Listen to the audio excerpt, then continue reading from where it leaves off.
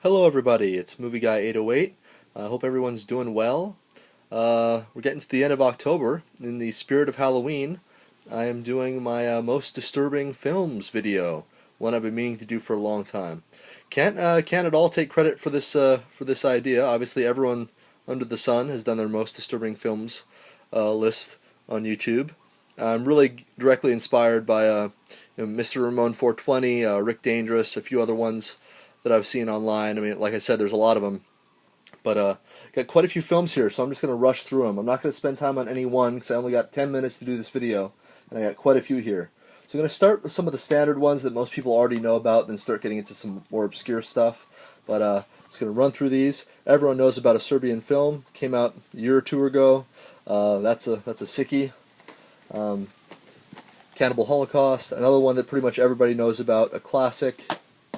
A couple New Age, European horror films, French horror films, Martyrs, Inside. This is actually one that I enjoyed quite a bit. Just the atmosphere, the fact that it all takes place in one house, essentially. I actually like that one quite a bit. Really love this one, Itchy the Killer. That's a classic. Okay. Philosophy of a Knife. One I did not really care for, but it is pretty disturbing. About Unit 731 in the Japanese Army doing experiments in World War II. Another film on the same topic that was a little bit older. This is more of a kind of a narrative-driven film, Men Behind the Sun, whereas Philosophy of a Knife was kind of a documentary, kind of melded documentary and fictional stuff. Obviously, not fictional, but kind of set pieces. This is kind of just a narrative, more standard film. Marion Dore's Cannibal. This film has some of the most realistic gore that I have ever seen in a film. It is slow, takes a while to get going, but I mean, if you're just looking for realistic looking gore, this is the film to go for. I mean, ooh. Moving on, Aftermath, another quite kind of realistic film about a doctor who does autopsies, and it goes from there. Indeed, it does. Genesis was not really as disturbing. Aftermath is the one that really kind of gets the people, but both are good. Guinea Pig, Devil's Experiment, and Android of Notre Dame. Have never seen any of the other guinea pigs. These are the only ones I've seen. Maybe I'll get around to watching the other ones at some point, but these are kind of just low-budget Japanese films from the 80s, early 90s, I'd guess. They're okay. Okay. August Underground Mortem. Everybody knows about this from Toe Tag Films.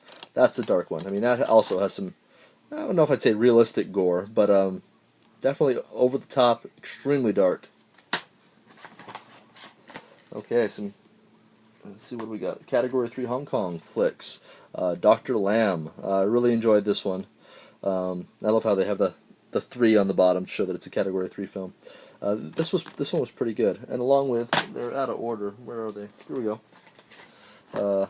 Untold Story, another Category 3 Hong Kong flick, and Ebola Syndrome, another classic. All 3 of those are just a lot of fun, cheap gore, a lot of nudity, a lot of violence, but at the same time they just have kind of a feel to them where they don't seem real, but they are quite dark.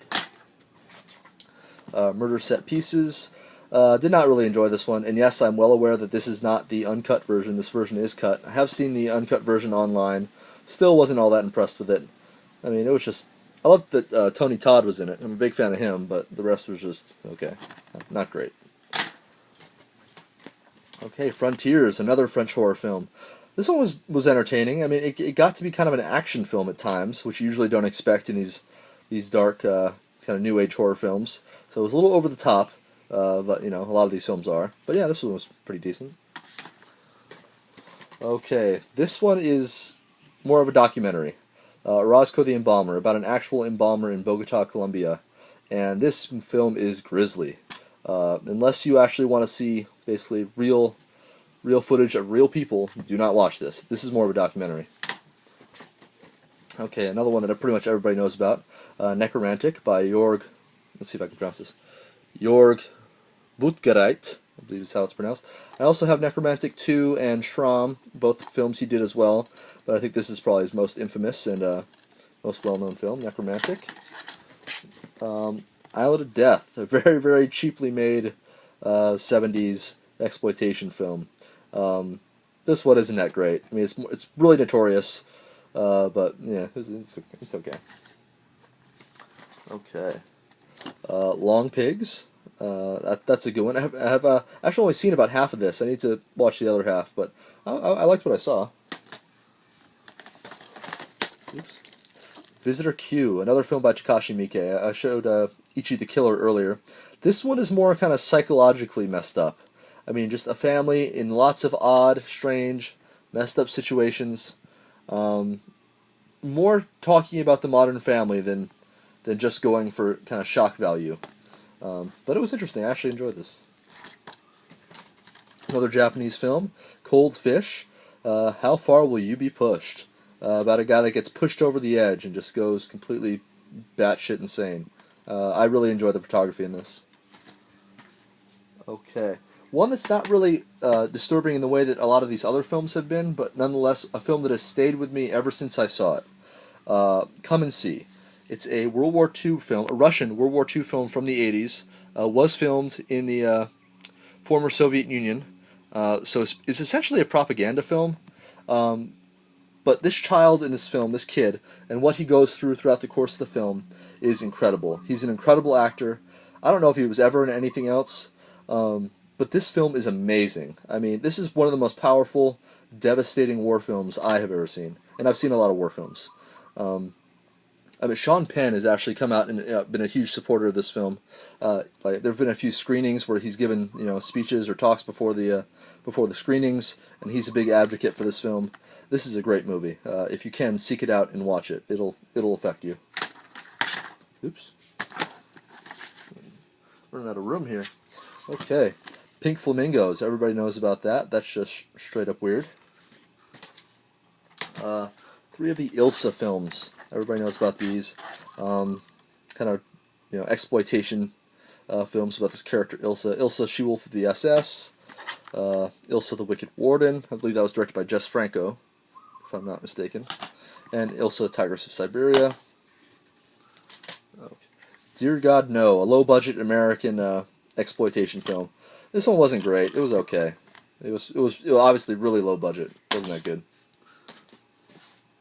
Okay, one that I just got recently, and I showed this in my last video, Gutterballs. Have not actually had a chance to watch this whole thing yet. It is still sealed, as you can see. But yeah, looking forward to getting a chance to check out Gutterballs. Ex-Drummer. I believe this is like a Northern European film. I don't know if it's the Netherlands or Denmark or where it's from.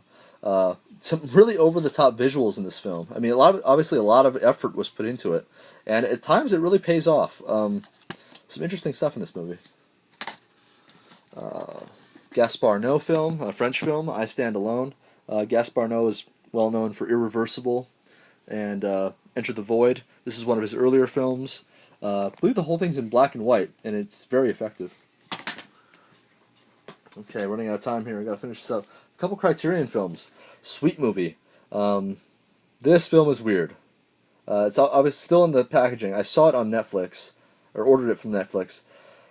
Whew, and it was a ride. This is probably the weirdest film that I've seen come out on Criterion, apart from Salo, 120 Days of Sodom by Pier Paolo Pasolini. Yeah, if you want to know more about this film, look it up.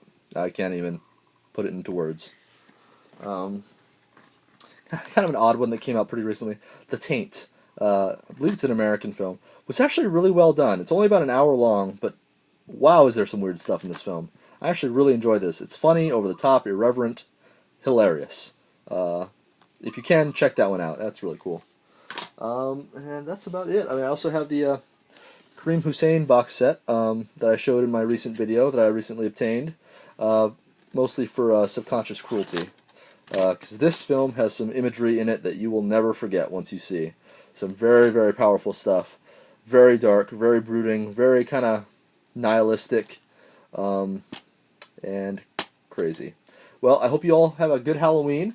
That was just kind of a collection of some of the weirder films in my collection, some of the more disturbing and weird stuff. Hope you guys all liked it. Take care. I will see you next month.